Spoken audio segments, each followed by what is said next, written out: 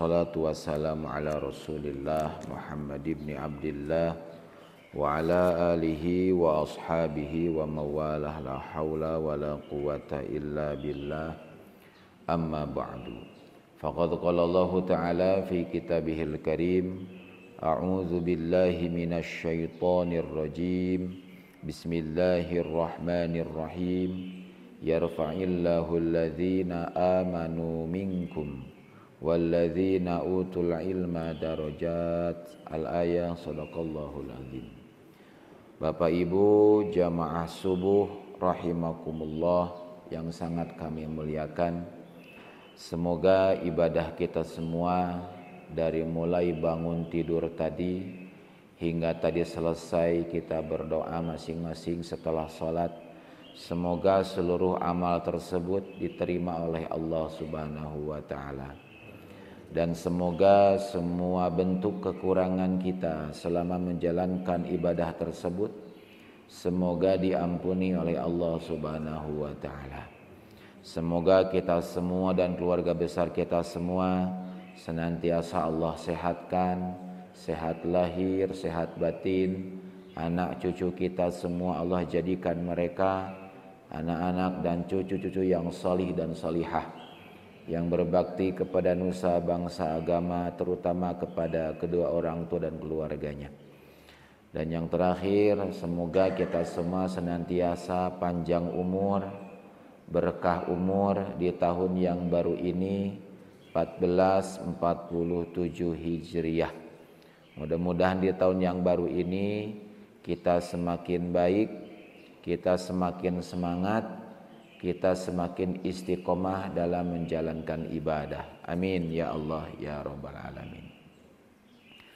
Sebelum dilanjutkan kepada kajian tematik kitab Tanbihul Ghafilin, izin bertanya kepada seluruh jamaah, di antara 4 bulan yang Allah muliakan, di antaranya adalah bulan Al-Muharram. Pertanyaannya, kenapa bulan Al-Muharram tersebut dimuliakan? Sebelah sini, kelompok A seperti biasa. Bagaimana kelompok A? Kelompok B, ibu-ibu. Ada ibu-ibu ini? Ada. Kenapa bulan Al-Muharram dimuliakan?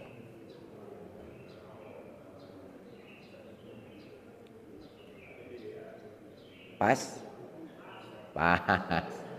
Ini kelompok C, Pak, yang sebelah sini. Yang bisa jawab satu kelompok pulang semua, siapa? Satu kelompok pulang.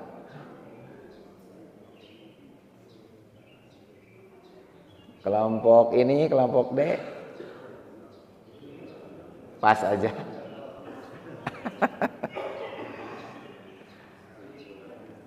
Ada sebuah pertanyaan menarik ya. Ada Al-Muharram, ada Muharram, ada Haram. Apa bedanya? Sebelum kita bahas tentang kemuliaan Muharram yang kita kaitkan dengan tema hari ini. Ada Al-Muharram, ada Muharram, ada Haram. Apa bedanya?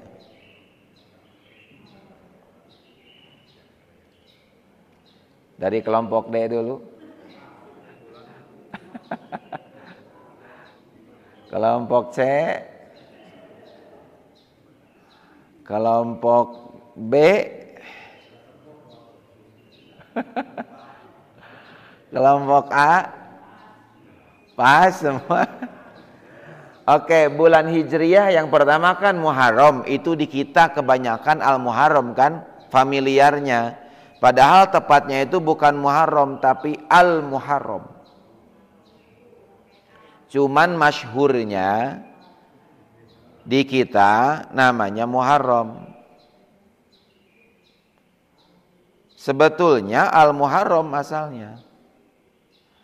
Apa bedanya Al-Muharram dengan Muharram? Kalau Muharram itu artinya segala sesuatu atau perbuatan yang tidak baik. Makanya dulu di bulan Muharram tidak boleh perang, ya kan? Di sejarah Nabi, di 4 bulan haram itu tidak boleh perang, tidak boleh saling menyakiti, menzolimi. Karena memang Muharram itu artinya perbuatan yang tidak baik. Contohnya, ibu-ibu, contoh perbuatan tidak baik. Gimana, Pak?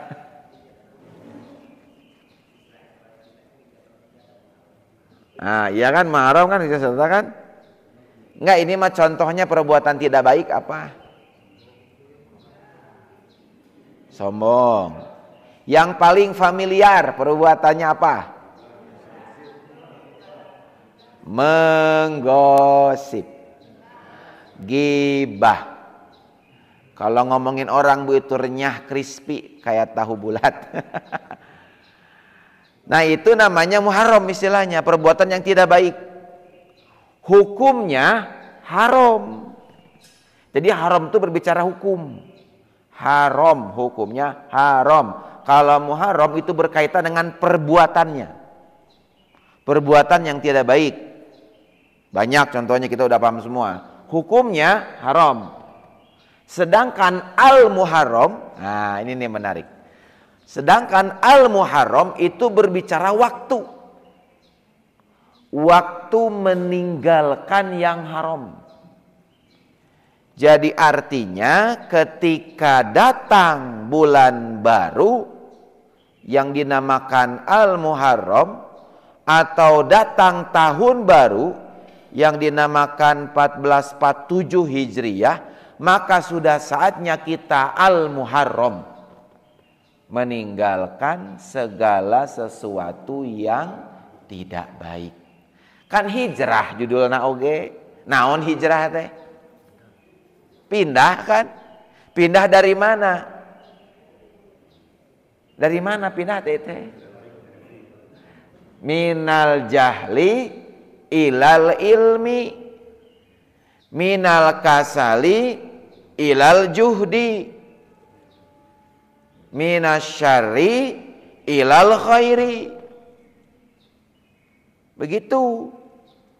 Jadi datangnya tahun baru hijrah teh atuh kudu makin rajin kita teh. Salat sunnah makin istiqomah, kan Al-Muharram. Mulai meninggalkan segala sesuatu yang tidak baik, yang gak manfaat buat kita, kita tinggalkan. Salat sunnahnya istiqomah, tilawah Qur'annya istiqomah, apalagi sedekah subuhnya istiqomah, apalagi sama suami makin taat, sama suami jangan marah-marah lagi. Ibu suka marah-marah ke suami? Suka nggak marah-marah ke suami? Suami kalau lagi makan ditemenin nggak? Biarkan aja makan sendiri lah, udah gede.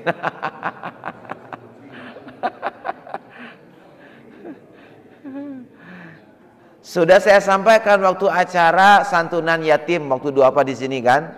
Sudah saya sampaikan. Ketika Nabi Isra Mi'raj, Nabi melihat perempuan yang amat cantik, rupawan dan menarik hati. Akan tetapi sayang seribu sayang, badannya semuanya hanya tulang belulang. Nabi bertanya kepada malaikat Jibril, "Ya Jibril, siapa dia perempuan yang cantik itu tapi badannya semuanya tulang belulang?" Kata malaikat Jibril, "Dia adalah umatmu ya Rasulullah." Nabi kaget dan sedih. "Umatku yang seperti apa ya Jibril?" "Mereka adalah istri-istri yang membiarkan suaminya makan sendiri." Ayo, ayo. Seberapa hebat apapun ibu tahajud dan duhanya, kalau suami makan sendiri nggak ibu temenin, di akhirat kerongkongan badan ibu. Tenang Pak, hari ini saya dukung. Atuh dah kang adi riweuh ibu mah. Izin atuh gampang. Bapak mohon maaf atau ayah mohon maaf, nanti dari mulai hari ini dan kedepannya kalau memang lapar silahkan makan duluan. Apa salahnya ngomong begitu? Gampang kan? Ima suami mau makan, ibu kalakah jumba. Umah senam imah suami terek makan ti eueuh naon di imah teh. Kokotetengan yang endog ceblok deui. Ripuh aya mah jadi salaki teh. Al-Muharram, waktunya meninggalkan yang tidak baik. Maka datang bulan kedua, apa itu? Bulan kedua di Hijriah Sofar. Sofar itu Pak asal kata dari sifrun, artinya kosong. Sofar itu artinya berbicara keadaan, mengosongkan keadaan. Ketika kita meninggalkan segala sesuatu yang haram, maka badan kita, jiwa kita itu akan kosong. Kosong dari apa? Kosong dari segala sesuatu perbuatan yang tidak baik. Nah itu hikmah tahun baru Hijriah. Setelah badan kita kosong dari segala sesuatu yang tidak baik, karena sudah mulai kita tinggalkan di Al-Muharram, maka datang bulan ketiga. Apa bulan ketiga? Bulan Maulid. Nggak ada bulan Maulid mah. Silakan cek di Arab, ada gak bulan Maulid? Nggak ada. Adanya apa?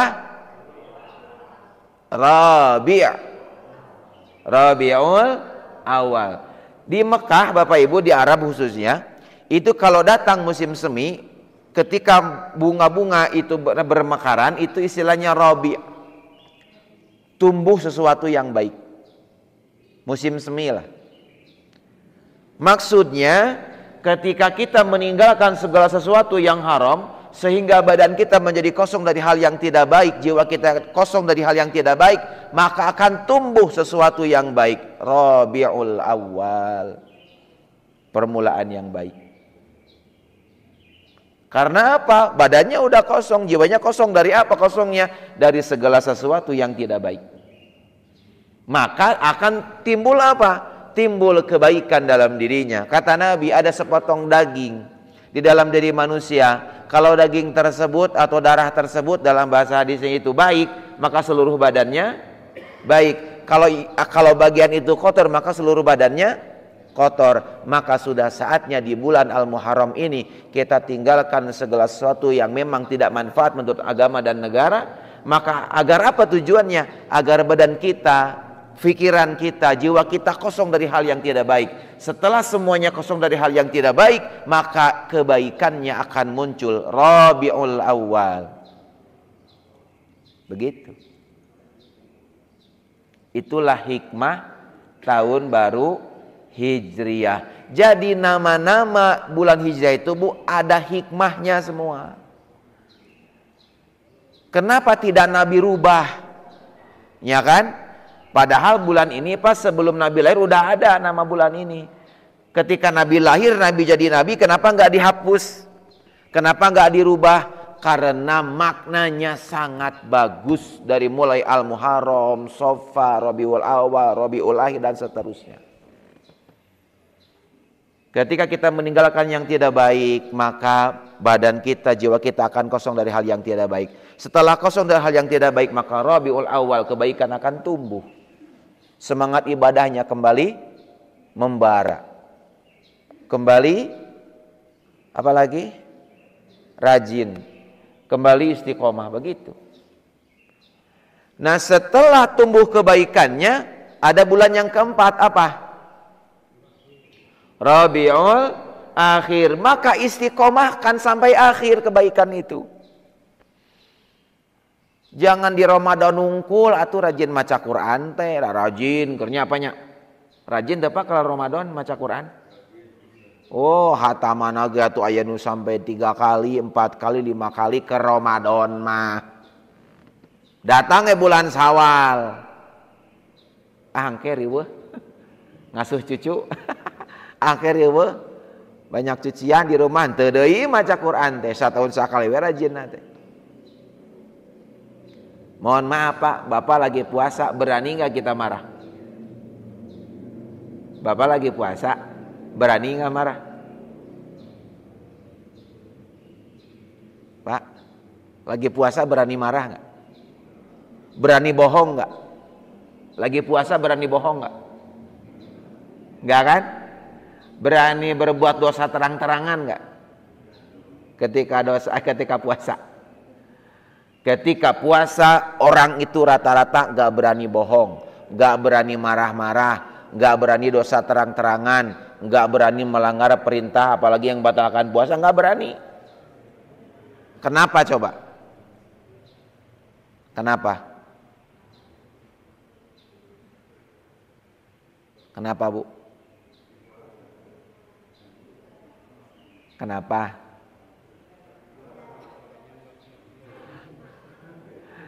Yang pertama takut batal, yang kedua takut gak dapat pahala, betul kan?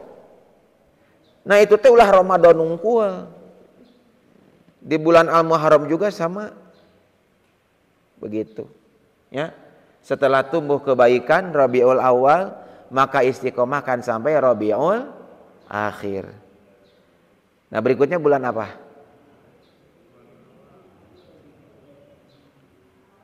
Jumadil atau Jumada? Jumadil atau Jumadal? Jumadil awal atau Jumadal awal?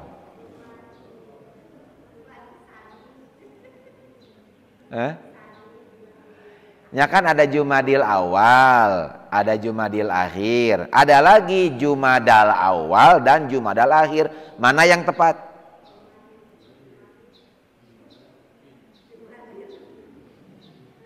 Ya apa tuh nama-nama bulan itu apa tuh? Cik orang tes heulanya. Kelompok A. Sebutkan 3 nama bulan Hijriah. 1. Kelompok A. Sak we pilueun ke heula. Kelompok A. Al-Muharram 2. Safar 3. Oke, cukup. Ibu, yang keempat? 5. Al-Muharram, Safar, Rabiul Awal. Ibu lanjut.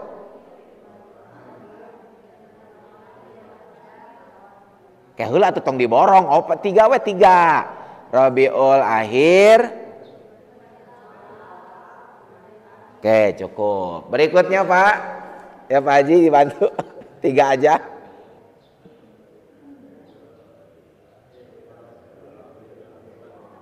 Itu kan tadi Rabiul Akhir, Jumadal Awal, Jumadal Akhir. Nah Bapak apa ini 3?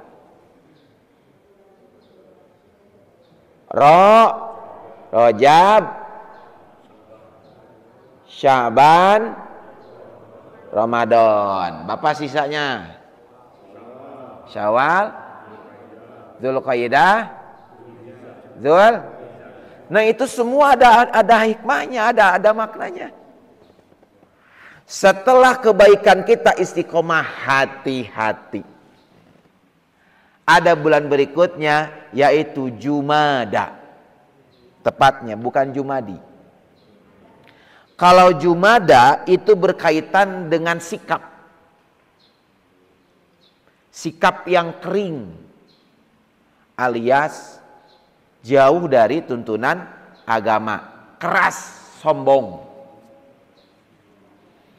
Hati-hati setelah perbuatan kita kebanyakannya adalah yang baik, terus kita istiqomahkan perbuatan tersebut. Hati-hati, khawatir timbul sombong dalam diri kita karena merasa kita sudah rajin ibadah. Jumada. Kalau Jumadi itu orangnya. Orang yang sombong, orang yang keras, orang yang kering hatinya itu Jumadi. Kalau Jumada itu bentuk perbuatannya, sombongnya, perbuatan tidak baiknya, merasa lebih baik. Kayak iblis, ana khairum minhu. Iblis itu ibadahnya luar biasa mengalahkan para malaikat. Tapi gara-gara apa coba kesalahannya? Cuman 1 kesalahannya. Dia bukan zina, dia nggak mencuri, dia nggak membunuh. 1 kesalahannya. Dia merasa lebih baik. Ana khairum minhu, kata setan di depan Allah. Wahai seluruh makhluk, aku menciptakan khalifah untuk aku utus ke muka bumi, yaitu Nabi Adam namanya. Sekarang silahkan kau sujud. Sujud di sini artinya memberikan penghormatan. Semua makhluk bersujud kan, menghormati. Ada satu yang enggak, siapa? Yaitu iblis. Dia bilangnya gimana? Ana khairum minhu. Ya Rabb, aku lebih baik dari dia. Kau ciptakan dia dari tanah sedangkan aku dari api. Enggak mau aku sujud. Makanya kata Allah, kau aku laknat hingga hari kiamat. Bahkan di dalam neraka selama-lamanya. Hati-hati Bapak Ibu, sombong itu adalah dosa yang tidak terasa. Karena sombong mah perbuatan hati. Betul tidak? Merasa jabatan saya tinggi, merasa uang saya banyak, merasa saya punya pengaruh, merasa saya punya power di masjid ini. Hati-hati, itu adalah perbuatan sombong. Dan orang yang dalam hatinya ada secuil sosok sifat sombong, haram baginya surga. Gitu. Ya. Hati-hati. Setelah kita meninggalkan yang tidak baik, badan kita, jiwa kita kosong dari hal yang tidak baik, maka akan tumbuh sesuatu yang baik.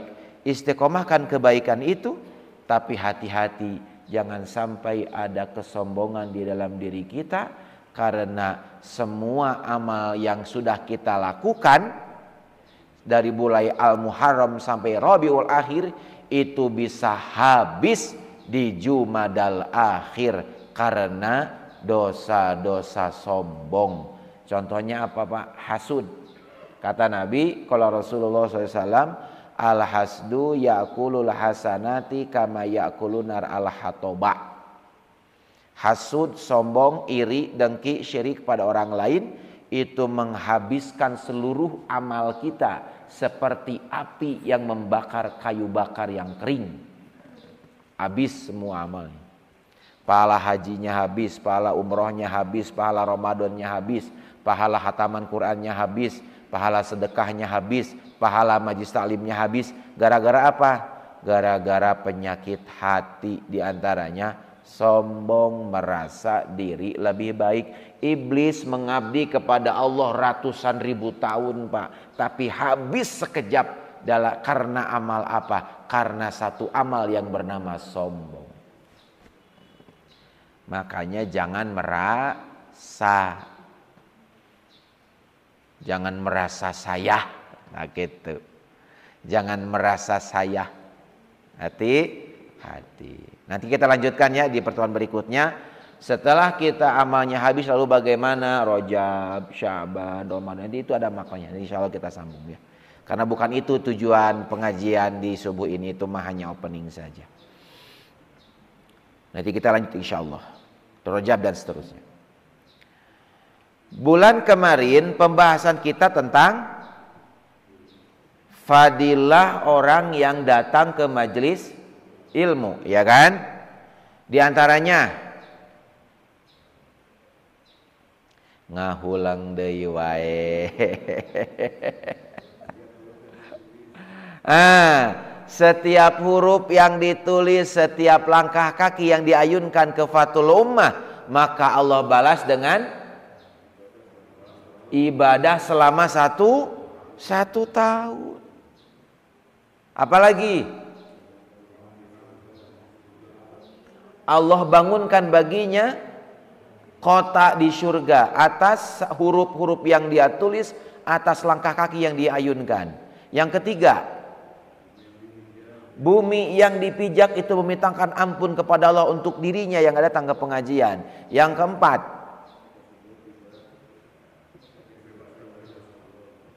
gimana? Subuh tiba, sore tiba, dia sudah ada dalam keadaan ampunan Allah, diampuni dosa. Yang kelima, malaikat bersaksi bahwa mereka semua yang hadir di majelis ilmu sudah dibebaskan dari siksa api neraka alias ahli surga. Timbul pertanyaan yang sudah saya sampaikan di bulan yang lalu. Ongkoh Ustadz, kamari geuning ramenya. Ustadz mencabuli 10 santri. Kacau ngerakeun ieu mah. Ongkoh paham agama. ongkoh ngaji, ongkoh ustad, tapi naha kalakuanana, ongkoh berpendidikan, bahkan sampai S3, sampai profesor gelarna oge. Tapi kenapa kok bertolak belakang dengan perilakunya? Ongkoh ahli ilmu tapi kelakuanana tidak sebanding lurus dengan ilmunya. Ini apa yang salah sebetulnya? Ya, kelompok A. Ongkoh ngaji, ongkoh berilmu, ongkoh berpendidikan, profesor doktor lagi gelarnya. Tapi nah kelakuan teu sebanding jeung ilmuna. Kelompok A. Pas? Pas. B, ibu-ibu.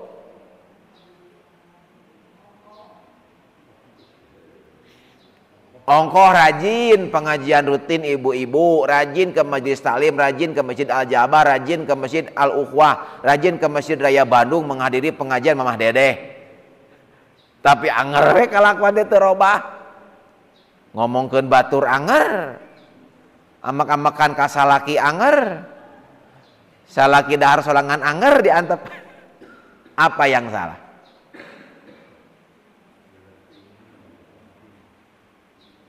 Tahu? Lupa cenah lumayan aya jawabannya tadi. Kelompok C.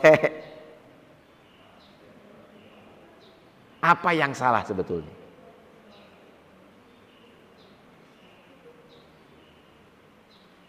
Kelompok D.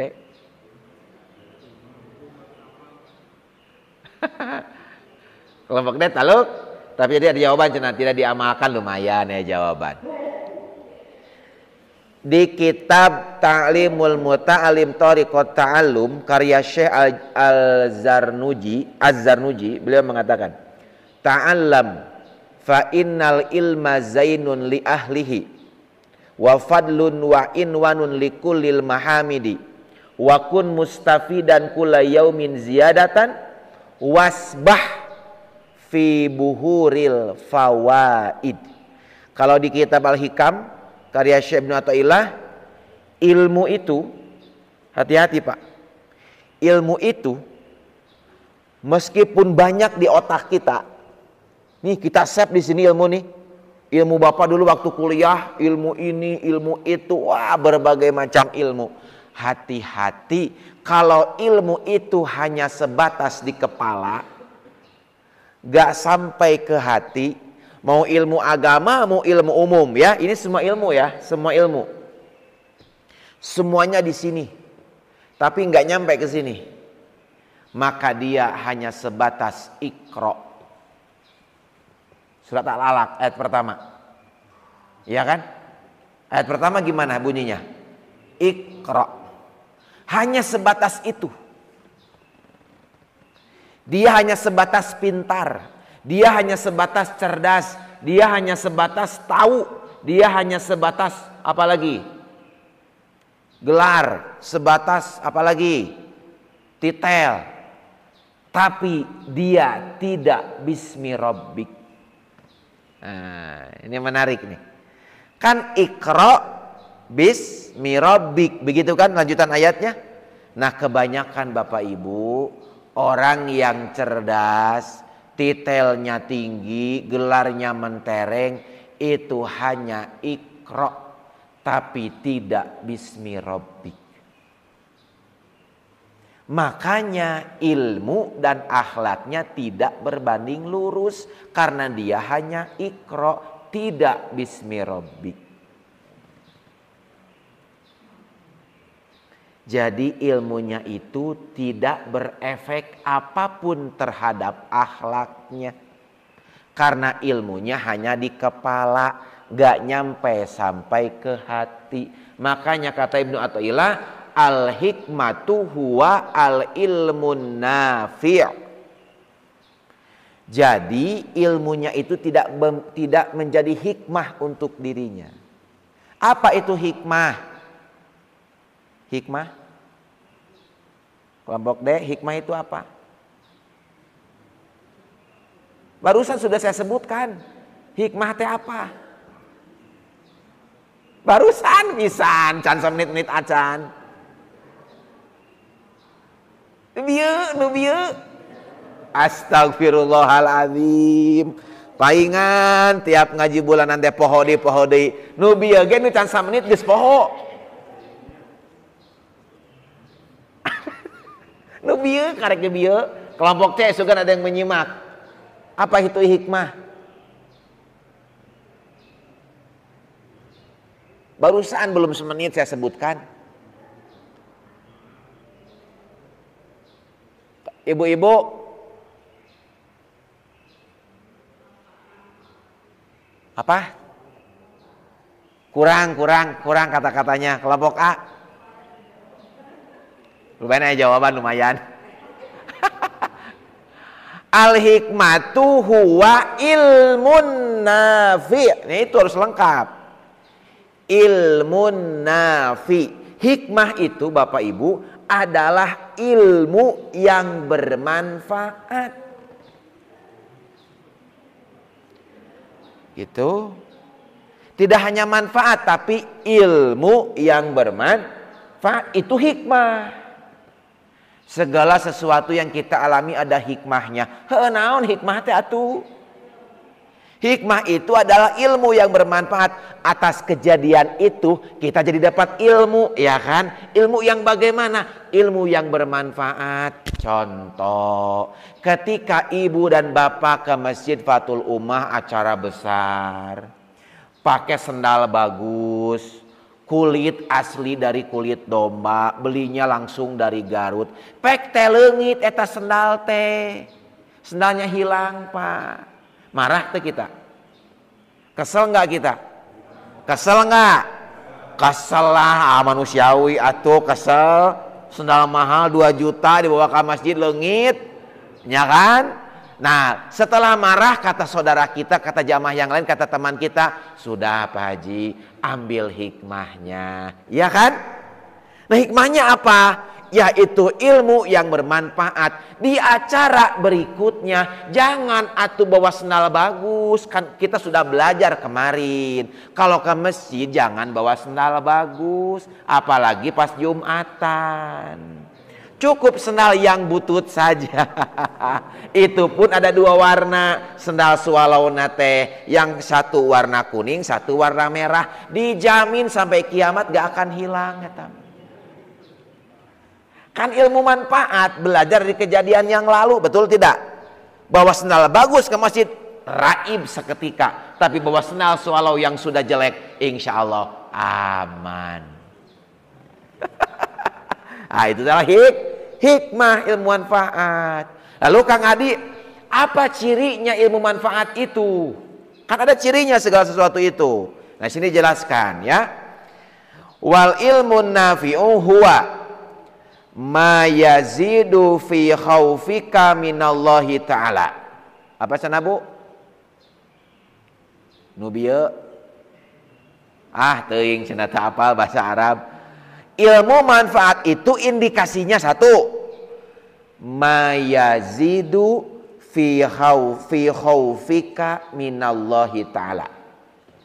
Artinya apa? Ketika kita semakin berilmu, mau ilmu agama, mau ilmu selain ilmu agama, ilmu umum maksudnya, formal dan non formal, kita semakin takut kepada Allah, maka ilmu yang ada di otak kita itu sudah sampai ke hati sehingga berbuah akhlak, saya makin takut kepada Allah. Manfaat tak ilmuna? Betul tidak? Apa artinya ilmu tinggi, ilmunya luas kalau dia tidak takut kepada Allah? Sombong teh ngaranna siga iblis. Justru semakin dia berilmu, dia semakin takut kepada siapa? Kepada Allah. Maka sudah bisa dipastikan ilmu yang ada di kepalanya itu adalah ilmu yang bermanfaat karena nyampe ke hati ilmunya sehingga dia makin takut kepada Allah. Dikarenakan makin takut kepada Allah, maka efeknya nih, kita bicara efek. Dia ngaji Qur'annya nggak asal karena takut kepada Allah. Betul nggak? Dia sholatnya nggak asal. Kenapa? Karena takut kepada Allah. Dia datang ke masjidnya, niatnya, motivasinya baik. Kenapa? Karena takut kepada Allah. Apalagi ketika ada orang yang membuat dia kesel, pikasabeleun pokoknya nama jelema ieu teh, dia nggak berani kesel berlebihan. Kenapa? Karena takut kepada Allah. Tuh Pak, coba kalau pejabat kita begini semua, aduh, beunghar Pak, Indonesia teh beunghar. Betul tidak? Raja Ampat sekarang sedang dikeruk apanya? Nikelnya kan? Itu kalau pengelolanya semua takut kepada Allah, saya yakin Pak, dari mulai Sabang sampai Merauke pasti bisa merasakan keuntungan dari tambang nikel tersebut. PT Freeport sampai sekarang udah berapa ton emas yang dihasilkan, bahkan ribuan ton emas yang dihasilkan. Tapi apakah ibu pernah merasakan untungnya? Pernah merasakan? Padahal jelas di undang-undang kita bahwa seluruh kekayaan Republik Indonesia adalah untuk rakyat Indonesia. Pancasila yang ketiga, keadilan sosial bagi seluruh rakyat Indonesia. Adil tuh. Ayeuna gas mulai langka. Betul? Kamana eta gas?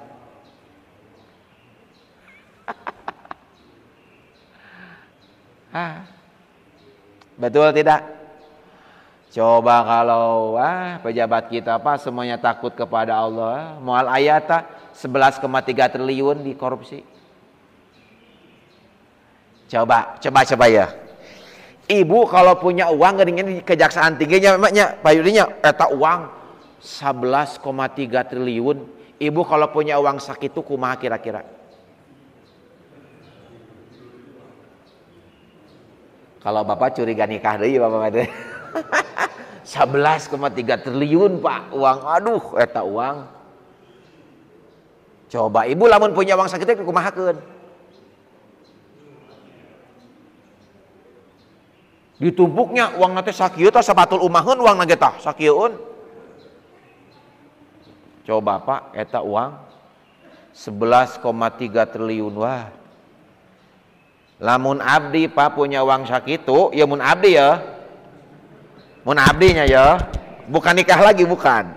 Saya sudah janji nggak akan tergoda oleh nenek-nenek.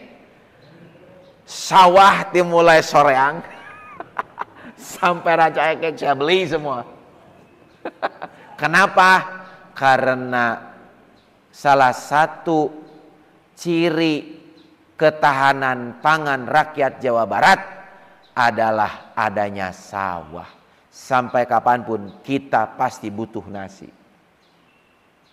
Ayeuna sawah mulai diurug. Sok dulu Bapak ingat gak nih dulu patuk lumah teh naon? Sawah ieu teh betul. Kali itu teh sawah semua. Baleunghar baheula mah kolot teh. Naon sabab loba sawah. Di pelakan pare baheula mah taneuh teh. Ena di pelakan naon taneuh? Di pelakan beton taneuh teh. Beras impor di mana? Di Thailand. Beras impor di mana? Di luar negeri. Padahal Indonesia negara subur makmur. Tapi nah beras impor coba. Kapan teh asup akal? Nah bet impor ada beak sawahna tuh. Makanya kalau saya punya uang segitu Pak, akan saya beli semua sawah yang dari Soreang sampai Raja Ekek atas nama saya. Masya Allah. Nah begitu. Jadi kalau orang makin berilmu, itu dia makin takut Pak sama Allah. Ilmu padi ya, ilmu padi. Dia semakin berisi, semakin merunduk. Nah itulah ciri ilmu yang bermanfaat. Jadi Bapak Ibu termasuk saya pribadi yang berbicara, semakin kita berilmu, semakin kita luas wawasan kita, idealnya makin sieun ke Allah teh. Makin takut kepada Allah. Dikarenakan makin takut kepada Allah, maka ibadahnya tidak asal, terus ngaji Qur'annya nggak asal, apalagi sama orang jadi makin baik. Karena apa? Karena takut kepada Allah. Begitu. Dikarenakan sudah jam 6 lebihnya, khawatir ini sarapan ada nggak? Sarapannya ada? Atau nggak ada ini teh? Nggak ada sarapan? Atau belum datang sarapannya? Belum datang? Gimana Bu? Oh inyanya puasa, saya lupa. Lupa ada biasa sarapan. Aduh, begitu. Ini masih banyaknya, nantilah insya Allahnya. Ada 1, 2, 3, 4, 5, 6 tuh masih panjang sampai jam 8 ya mau beres. Insya Allahnya nanti di pertemuan berikutnya kita lanjutkan poin kedua dan seterusnya. Intinya salah satu indikasi ilmu yang bermanfaat itu semakin kita berilmu semakin takut kepada Allah. Jadi karena semakin takut kepada Allah maka ibadahnya yang mahdoh maupun goir mahdoh dia nggak asal karena takut kepada Allah. Mudah-mudahan ilmu yang telah Allah anugerahkan kepada kita semua, baik di mulai TK dulu ya, SD, SMP, SMA, perkuliahan, perguruan tinggi, sampai S3, sampai doktor, profesor. Mudah-mudahan semua ilmu itu adalah ilmu yang bermanfaat, yang semakin membuat kita takut kepada Allah Subhanahu wa Ta'ala. Amin ya Allah ya Rabbal Alamin. Cukup sekian yang bisa kami sampaikan.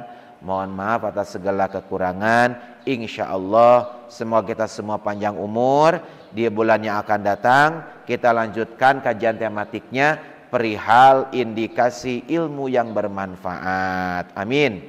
Amin ya Allah ya Rabbal Alamin. Sudah jam lebih, tutup dengan doa. Rabbana atina fid dunya hasanah wa fil akhirati hasanah wa qina adzabannar. Subhanakallahumma bihamdika asyhadu an la ilaha illa anta astaghfiruka wa atubu ilaik. Walhamdulillahirabbil alamin. Terima kasih atas perhatian dan semangatnya dan mohon maaf atas segala kekurangannya. Assalamualaikum warahmatullahi wabarakatuh.